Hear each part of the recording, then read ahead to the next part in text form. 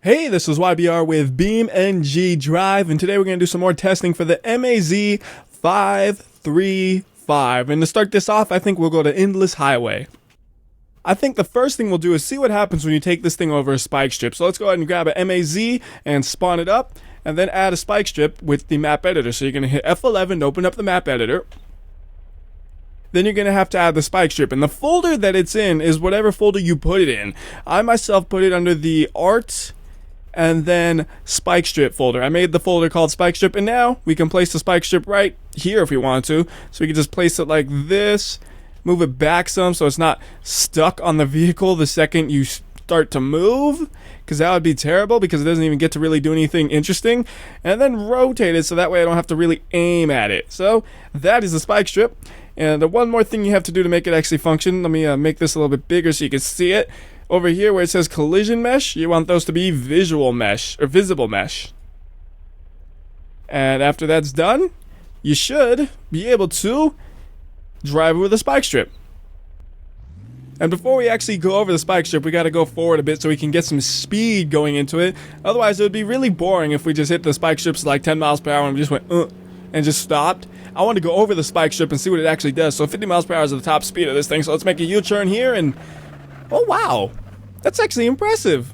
It did a U-turn in a really condensed fashion. Like, I figured it would use up a whole lane and then some, or both lanes and then some, I should say, to do the U-turn, but it just did it all nice and used only its lane pretty much. That's impressive. So we'll do a couple of runs on this. The first one will be in real time, and then the next one will be slow-mo so you can actually see what happens. So, okay, it's half the wheels have decided they want to become a hover car. The other half no longer seem to want to function. That is not good for the MAZ. That thing is toast. It's not moving, even with the 8-wheel setup where you still have 4 wheels. I mean, look at this one. It is just totally busted. Like, there's not even like a tire to have tread on. It's just the rims, basically, it's just on. That's not good. This one just has a flat spot. Those ones, well, they're a lost cause because the suspension's just blown out that it was attached to. That tire looks okay. That tire looks okay, but this thing's not moving. So let's go and respawn it and try that same thing again, but this time we'll do some slow-mo so we can actually kind of see what happens. And then we could also do it at like 100 miles per hour and see what that does, because this car does have a turbo, but I never used it because I didn't know that in the first video. Actually, it wasn't until somebody else pointed it out that I knew it had a turbo. Otherwise I would have used it. Because it's fun to use turbo. But we're going to go ahead and do another one of these runs with a normal top speed and see what that does. But this time we can get some slow-mo on it so we can actually see what happens. I wanted to do both though, just because I don't do many things with a spike strip where it's in full speed, so I wanted to do one there. But slow-mo is always the best way to do things. See, it looks like it was good to go over it, and then nope, the spike strip says you ain't getting over me. Every tire on this side looks okay, actually, and one on that side got ruined. Does that mean the opposite tire's okay, though, or? Alright, we're stuck on the spike strip right now still, so let me move the truck to here. Oh, that's a hard drop. And will it still drive? Oh, yes, it still drives. Got 7 wheels left. Of course it'll still drive. The other wheel is still churning. It still wants to work, but it's not gonna. The suspension on this front, look at this thing bouncing. Because it's a flat spot, plus the suspension's blown out. You can see the suspension bouncing around, I think. Or is that the snorkel? I don't know, I see something just bouncing around, and the flat spot makes it look funny. Like, it's like it's walking with a limping walk. It's just crazy to watch. You don't normally see a vehicle walk like this. And now for the turbo key. If you have the latest version of the mod, it might not have the turbo feature, but the older versions did. So what I did is I took the turbo feature from the older version and added it back on to the newest version of the mod, which means when you hit the T key, this happens. It's not as a dramatic turbo as like in the Subaru Impreza or the Lancer Evolution, but it is a good turbo. It'll get you up to over 100 miles per hour, no problem. So now we're going to slow down and churn around and then try to hit the spike strip. I don't know if we'll go as fast as we possibly can because that might be too fast. I mean, you might be saying, is there really such a thing as too fast? I mean, if you're Sonic, you're definitely saying no. If you're Charles Hamilton, you're definitely saying no. but I'm saying yes. So we'll stop it at 150. No faster than that when we hit the spike strip. There we go. We'll slow it to 100 times slower. Wait, not yet? Okay. It's a little slower than I thought it would be, but still insanely fast. Wow, I really put it in slow-mo this time. You can totally see how it rips the tires. Like, it just rips it. The whole rim kind of deforms, too, as he grabs it. Not to mention the whole suspension blows out. It's kind of funny just watching the whole truck just get all of its wheels torn to shreds, and now it's just going to skid along. So it looks like only one wheel is actually, maybe two, are somewhat functional. Oh good, it lands upright. So which one's function? Well, that's ironic. I'm holding the accelerator, but we're kind of moving backwards. So let's say no wheels are functional. I thought that maybe the middle steering wheels, here, hold on, I'll just point them. This one and this one might function, but no, they're toast. Seems like the faster you go on a spike strip, the worse your wheels get, because those are, I mean, that's not the shape of a wheel right there, to put simply. That's a raindrop shape, and that's not how wheels should look. So let's go ahead and head to a different map now. I don't need to save the spike strip there, because my luck, I'll end up running into it accidentally later on, and then I'll just be confused, like, why is there a spike strip here? So let's go to, just go to grid map, and then we'll do some more testing there. And now we can go ahead and use the 130-ton spin top against the MAZ and see what that does. I might have been able to do this in Endless Highway, but I wasn't 100% sure if it would fit, so I figured better safe than sorry and just go to a map where I know it'll be able to fit. So that's why we went ahead and moved over to grid map. So now we can go ahead and spawn a vehicle back here, change it into the MAZ, and this way I don't have to try to back it up or anything. I can just charge at the target and then hit it. So let's go ahead and get the spin top and put it to manual and spin it up to full speed and take the MAZ and then go hit it. So we'll hit it at normal speeds, and normally the MAZ has a weight advantage over everything. This is the first thing it does not have a weight advantage on. So that's not good for it, and that is also the first thing that's able to actually beat it up, it looks like. Well, it did grab onto the handle of the spin top and flipped it over. So they're both losers in this situation, because they're both stuck now. MAZ's tires are all busted on the right side, though. It kind of just got all of its weight leaned on those tires, and it just blew them all off. So that's not good. Spin top is just on its side and can't move anymore. So that's a draw.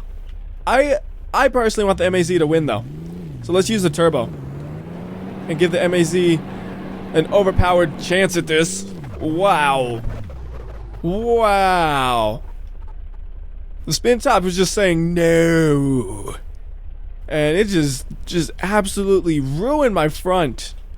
Let me move it over here so you can actually see what it looks like without the spin top being in the way. But that is a ruined front on that thing.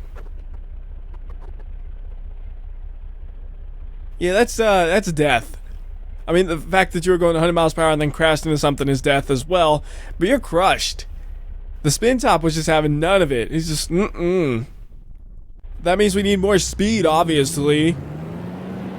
The more speed, the better. None of this. Okay. Apparently, the faster I go, the better off the spin top is because, well, look what's happening. Before, it was a draw. This time, I'm pretty sure the spin top just won 2 in a row. Poor MAZ. Making some cool modern art right here, though. Look at that. Oh, goodness. I'm getting dizzy, though. Oh, I'm getting really dizzy, but I like the art. Yeah, I know what I could do. There we go. That's much easier to watch, don't you think? Look at that. That's some art right there. Look how slow it's actually going. You now notice, even though the spin top's at full speed, it's not going very fast because it has an extra 20-something tons to spin around. It slows it down.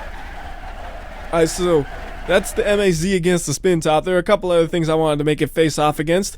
The first one is the steamroller, which I have 2 options here. I could either turn around the MAZ or turn around the steamroller. And since they're already in this direction, or in this location, I will turn around the steamroller.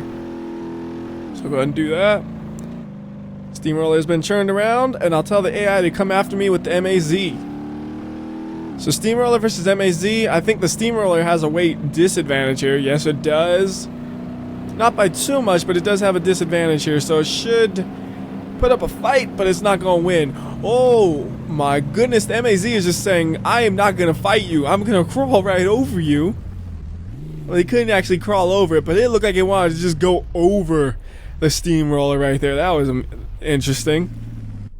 Can I still drive? Can't exactly drive.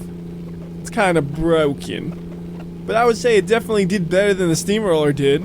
I mean, we could still go somewhere with it. We're just not going to go anywhere fast. Steamroller wasn't moving at all. It wasn't going nowhere. If we use the turbo, the MAZ can still move. And I could really go on top of that Steamroller. I'm always rooting for the MAZ in these situations just because it's such a crazy vehicle. And now I want to try something different. I want to try taking a really fast car into the MAZ. So if we use the Datsun 720 Race Edition, I believe it has a turbo button, so we can get this thing up to like 200 miles per hour when we hit the MAZ. And what I'm doing here is I'm just going to use raw speed as a way to counter the massive weight that the MAZ has. So we're just going to go right here, do a U-turn real quickly, and charge at it and see what happens. So we'll know soon enough if the enough speed can actually fight off an MAZ. Well, that's not looking promising, considering I just somehow managed to basically strip everything off of the frame of my car. And it sounds like it's glitching out, so it might glitch out really soon, but wow. I really did strip everything off of this thing. Like, you have just the basic frame of the car, and then you have all the bodywork in a crumpled up pile behind it. How does the MAZ? Oh no, it has a flat spot on its tire. Poor baby. MAZ is just like barely damaged. Turn off the parking brake and it's relatively fine driving. It's a little thumpy because it has flat spots on its tires, but there's no real damage to it. And I think the reason I just damaged only the tires is because I only hit the tires. I could actually hit the MAZ itself, because the goal here isn't to ruin my truck by touching the tires of the MAZ. The goal is to damage the MAZ just using some raw speed. I know I'm just calling it the MAZ even though that's the manufacturer. It's like saying the Ford. It's technically correct. And that did not go very well. It just has some ground clearance over me right there, so it kind of just ate me up. And again, it's just like it's taking the body off of the car when you hit it. At least on the Datsun it does that. So raw speed versus the MAZ is not going to turn out in favor of the car with the raw speed. The MAZ right here did get some more damage, but well, how did that tire break? How weird. Maybe did I forget to reset it? I don't know. Go ahead and reset it again though. And let's see, what's the next thing we could do? Ooh, I know. What if we hit a B25 Mitchell with the MAZ? Finally, something that's about the same weight as it. Well, the Steamroller was about the same weight, I think. Let me see here. Well, I don't think there's a realistic weight because the MAZ weighs double that of the B25 Mitchell. Which means it could just push it around like a play toy. So just for fun, we're going to bump the B25 at like 30 miles per hour. Bump. It just shoves it. It really just shoves it out of the way. Let me actually do this. Let me make this one the B25 and then make the other one the MAZ, because it's a lot easier to turn around an MAZ versus a B25 and then hit them both on the land. And that's why I'm doing it like this. So let's go ahead and spin this thing around, and I think I'll be the plane because I don't trust the AI to drive the plane. They'll flip it over within the first 10 feet somehow. I just know they will, so I'll be the plane. They could be the MAZ. So we'll line it up about like that or so. That should be good. And switch it over, tell the AI to chase me, and then I'll start going as well. So they still have a weight advantage on me, that's without a doubt, but I have a speed advantage on them now, and the amount of force is probably almost equal, I would say. If they're going their top speed, it's maybe a little bit in my advantage, the overall amount of force. But my vehicle my plane, I should say, falls apart where their MAZ, well, it's nearly indestructible. I mean, you can break it, yeah, but it's not easy. What's it doing? Is it in automatic? Oh, they're trying to back it up for some reason, the AI. So yep, MAZ still drives. Plane, well, I don't think it's gonna fly looking like that. I mean, it can fly if you throw it, but it'll then just fall to the ground and crash. So the next thing I want to test is, will the MAZ fit into the cannon? I personally think it's gonna be a little too fat to be able to fit in the cannon, but that's why we're testing it. We're gonna figure out for sure whether or not it'll fit. It's a little bit of a drive to get there, though. I mean, we can turbo it. Yeah, we're gonna just slam into this cannon at like 200 miles per hour. Okay, no, we're not. So, here we go. Yes, it fits. Oh, don't roll out, though. Alright, now here's the next question. Can the cannon actually operate with such a heavy vehicle? It can. I bet it's gonna, like, try to shoot it out there. It's just gonna go splat and go maybe like 20 feet at most. So let's stop it right about there, and... oh, it went farther than I expected, actually. Game decided to crash, so let me go back into grid map and we'll go ahead and continue doing what we were doing previously. And the reason I'm doing this again is because I didn't really get to see what exactly the wreckage looked like after the MAZ got shot out of the cannon. I want to see that. So we'll go ahead and make this a cannon and put it right there. And we'll make the other one the MAZ, and then we'll just back it in and see what it does when you do that. Like after you shoot it and stuff, how damaged it gets. I don't know if we'll actually be able to back this in, to be honest, because it's gonna require some precision. I think the only reason it worked the first time is because I used all kinds of speed to be able to make it fit. If we try to actually back it in, it's gonna be a little more difficult, especially when the camera's not gonna cooperate with me. It's gonna be like, hey, you wanna look the other way, right? No.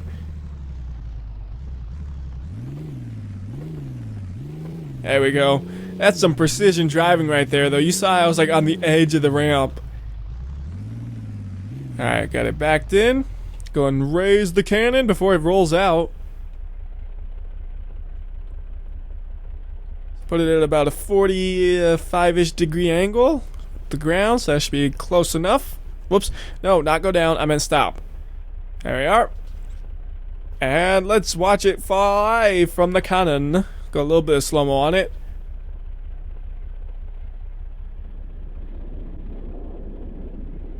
Looks happy to fly. Wow, it really does get some distance on it though, don't it? Well shoot, that's barely any damage. All it damaged was the wheels. Does a good job right there. Just flies out of the cannon, gets a little damage, and that's it. Alright, now there's one more other thing I wanted to see what would happen. What happens when you try to drive this thing over the bridge? Because that's a lot of weight going over the bridge. Like, I'm wondering if the bridge will just totally fall to the ground. You're basically driving on the ground if it's enough weight to do that. Oh, not quite. The bridge is able to hold it. Like, it's definitely like hurting trying to hold all this weight. Because you could just tell how much it's bouncing and stuff. But it's able to hold it. It's impressive. I don't know if the MAZ is able to climb up the bridge, though. That's a different story.